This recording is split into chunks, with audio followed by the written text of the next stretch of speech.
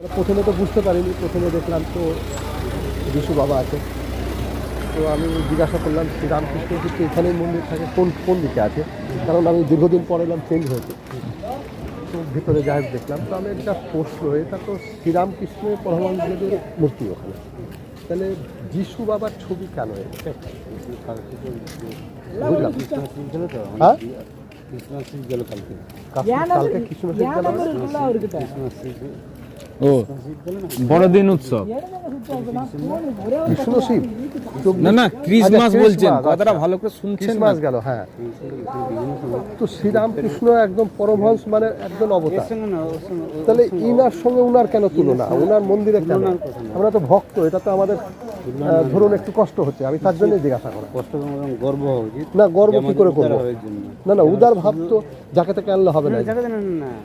উনার সঙ্গে শ্রীরামকৃষ্ণজিকে তুলনা করছেন? তুলনা না দাদা, আজকে এই মহারাজজি আপনাকে একটা কথা বলি, আজকে তো আমি বেলঘরিয়া আবার আসবেন, পরে আসবো, পরে কবে আসবো বলুন, একটা ডেট দিন আমাদের। আসুন, আমরা এখানে একটা দিন দেখাবেন, তাও এটা শ্রীরামকৃষ্ণকে তো ছোট করা হলো, কাউকে ছোট করে না, এটা তো ঠিক হলো না। আমি যুক্ত না, আমরা ভক্ত হিসাবে খুব আমরা কষ্ট পাচ্ছি আজকে। ভক্ত হিসেবে গর্ব হওয়া উচিত। গর্ব তো কিন্তু না, দেখুন না কারণ যে মাছ মাংস যথেষ্টভাবে খায়, সে কি করে শ্রীরামকৃষ্ণজির সঙ্গে তুলনা করতে পারে? এখানে তাকে আমরা তো অহিংসায় বিশ্বাসী না, দেখুন। আর উনি তো মাছ মাংসটা প্রধান প্রায়োরিটি, তাহলে উনার সঙ্গে শ্রীরামকৃষ্ণজির তুলনা হতে পারে? মাছ মাংস প্রসঙ্গ না, মাছ মাংস না, যে একজন রাক্ষস ভক্ষী, তাকে তার সঙ্গে শ্রীরামকৃষ্ণ তুলনা করে পরমহংস মহারাজ, এটা তো অযৌক্তিক লাগছে। তিনি বলছেন একটা, আমি যখন ঘাসের এও তুলছি, আমার কষ্ট হচ্ছে যে সেটা না, শুধু না ওটা না, উনি বলছেন একটা জীব, মানে উদ্ভিদকে বলছেন কি কাউকে কষ্ট দেওয়া যাবে না, একটা তিলকে কষ্ট দেওয়া যাবে না, তাহলে বিচারটা কত আলাদা আর কতটা লোয়ার আপনার দেখে আমরা ওই রকম আইডিয়া নেই। তিনি আছেন ঈশ্বর অবতার, ঠাকুর অবতার। আমরা আর পরমহংস কি হচ্ছে, একটা তিলকে কষ্ট দিবেন না, মানে পিঁপড়ে তো অনেক দূরের কথা। জীবনটা পড়ুন না, আমি পড়েছি, তার জন্যই বলছি। মানে উনি তো মাংস মাছ এগুলো বেটে দিচ্ছেন, পাউরুটি বেটে দিচ্ছেন, উনি কি করে মহান হতে পারে? খাওয়া দিয়ে তো বিচার হবে, একজন দস্যুবৃত্তি। বর্তমানে আমাদের সোসাইটিতে কি হচ্ছে জানেন, খ্রিস্টানরা হু করে ধর্মান্তর করছে, না না না কথা না, ওইটাও করছে তারা, মানে খুব ক্ষতি করছে আমাদের সমাজে, আমরা মানে পারছি না তাদের সঙ্গে, খুব ক্ষতি হচ্ছে আমাদের। আসলে ব্যাপারটা কি হচ্ছে না, এই যে এখানে ধরুন আপনারা যীশু খ্রিস্টকে করছেন, এটা সাধারণ মানুষ দেখছে, তখন ভাবছে তারা আমাদের যিশুও যা, আমাদের কৃষ্ণও তা, রামকৃষ্ণও তা, এই যে ভাবনাটা তাদের মধ্যে গ্রো করে যাচ্ছে জানেন। আমাদের আমরা কিন্তু পাচ্ছি না তাদের সঙ্গে, আমাদের গরিব মানুষকে কনভারসেশন করে দিচ্ছে তারা প্রচন্ড পরিমাণে। তার থেকে খাবার বিচারটা দেখেনি, পরমহংসের সঙ্গে তুলনা করাই। আমি এখন এই মুহূর্তে কিছু করি না, as a engineer, mechanical line. ঠিক আছে, সেগুলো আমাদের যথেষ্ট বুদ্ধি আছে।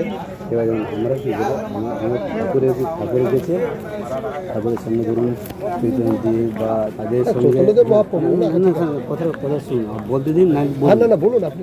বলছে আমরা এইটাকে আমরা ধরি কি না, যিনি আগে চৈতন্যদেব এসেছিলেন, কৃষ্ণের রূপে এসেছিলেন, তিনি শ্যামকৃষ্ণ রূপে এসেছিলেন, তো এখানে আমরা বাদ দিই না।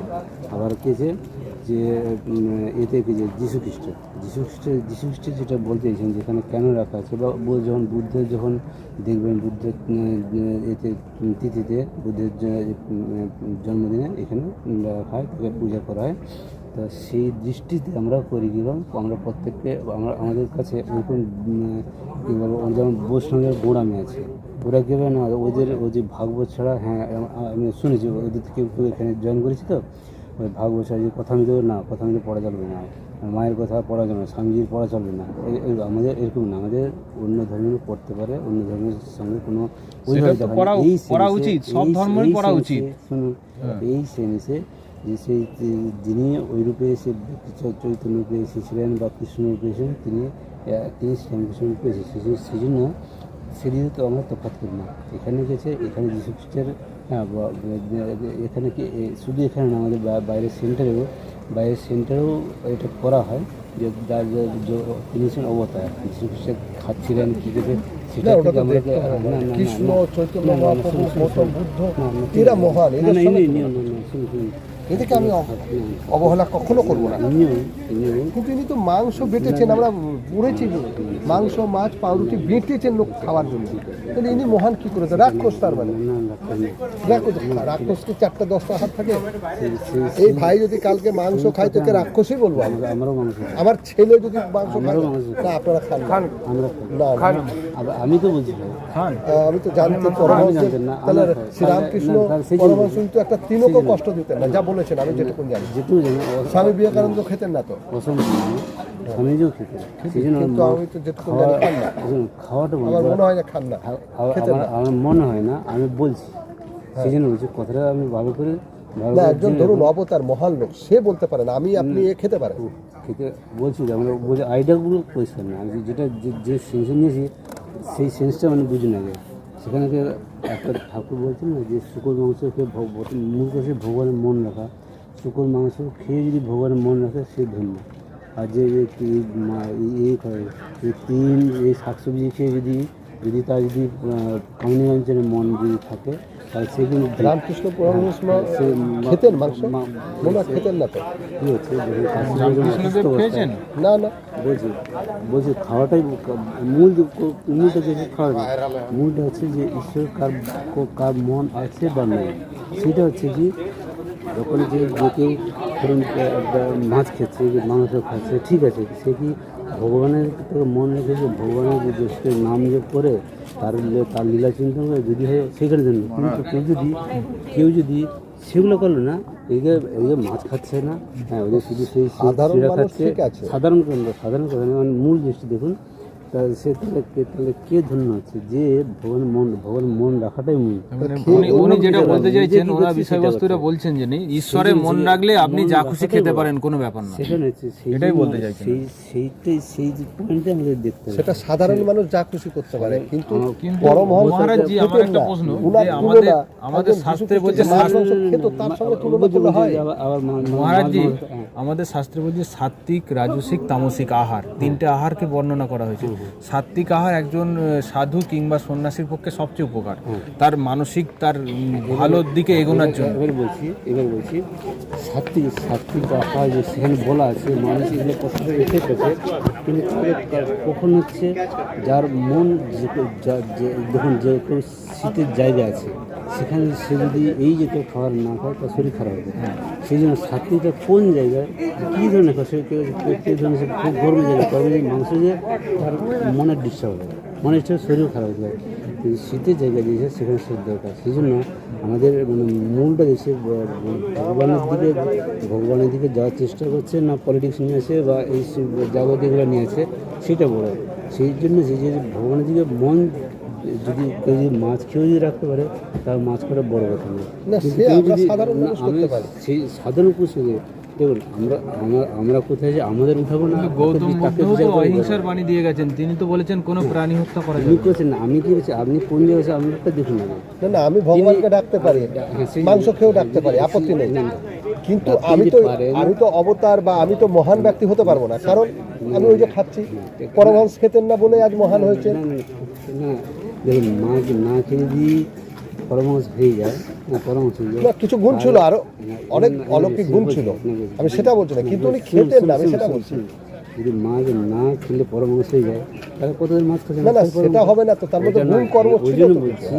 বলছি যদি কেউ মানে মূল যে ভগবানের দিকে যাচ্ছে আর যে তিনটে পেরে কুতলো আর মরে গেল তাহলে সে কিসে আর আমাদের রামকৃষ্ণ পড়াটা কি সে কি করে এত বড় ব্যক্তি হতে পারে যে ঈশ্বর বলে হতে পারে মহারাজজি আরেকটা আমার প্রশ্ন আমাদের আইডিয়াটা আরেকটা মনুস্মৃতিতে বলছে না কৃত্য পালিনাম হিংসা মাংস মুখে করছে মানে যে প্রাণী হত্যা করে সে মহা পাপ করে বলছে এখানে তাহলে আমরা যদি একটা মানুষ হই আমাদের কি পাপ করা উচিত আমাদের তো ঈশ্বর পাপ থেকে বিরত থাকতে বলছে মানে পাপ করো না তুমি ঠিক আছে এটা বলছে মানলাম পাপটা অনেক কী করা বলছে মাছ কাটা বলতে না না আমাদের কোনো প্রাণীকে হত্যা করা কিংবা সে রান্না করা হিংসা না হিংসা ব্যাপার হ্যাঁ এটা বলছি প্রাণীকে হিংসা করা, প্রাণীকে মারা যায়, হিংসা করা মানে মারা।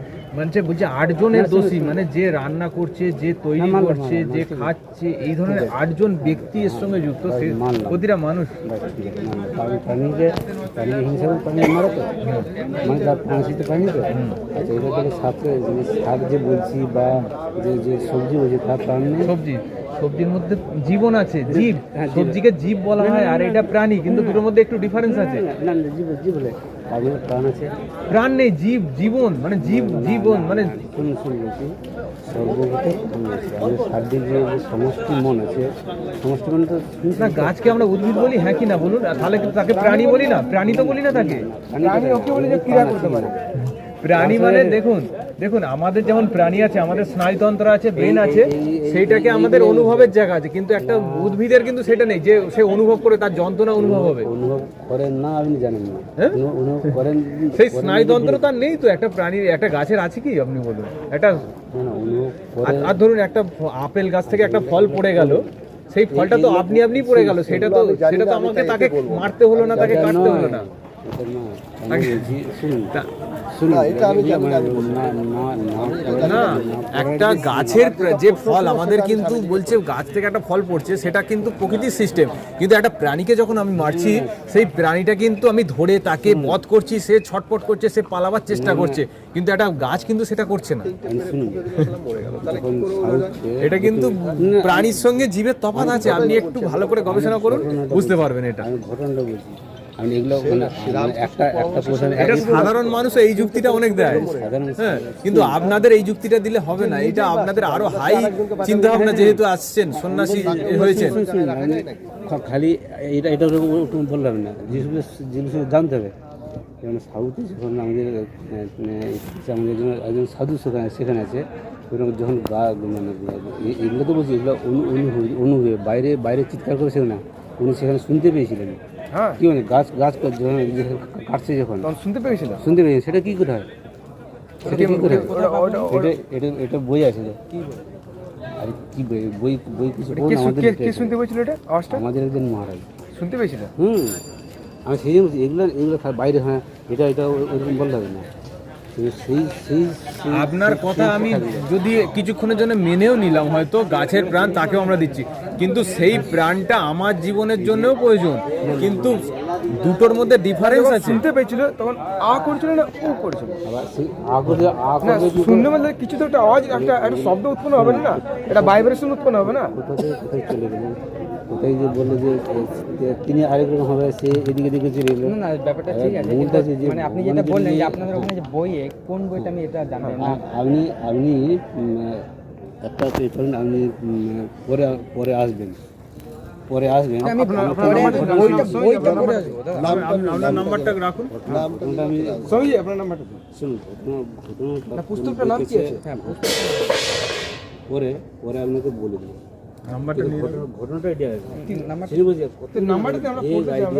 ভেগ থাকার জন্য মানে একটা মানে ঠিক সঠিক এটা পাওয়া যাবে।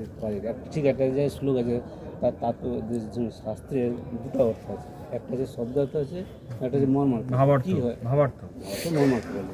তো সেইখানে কি আছে, অধিকাংশ ক্ষেত্রে হয় সবাই, হ্যাঁ এইটা এই বলেছে, ওইটাই বলছে, আরে না, ওটা কি বলতে চাই সেগুলো নিতে হয়, সেটা তো জানি আমি। সেগুলো মানে একটা প্র্যাকটিক্যাল, একটা তার ভেতরে আরো গভীর অর্থ আছে। কি বলতে চাইছে সেটাই দেখতে হয়। সেটাকে পেরে পুঁতেছি বলে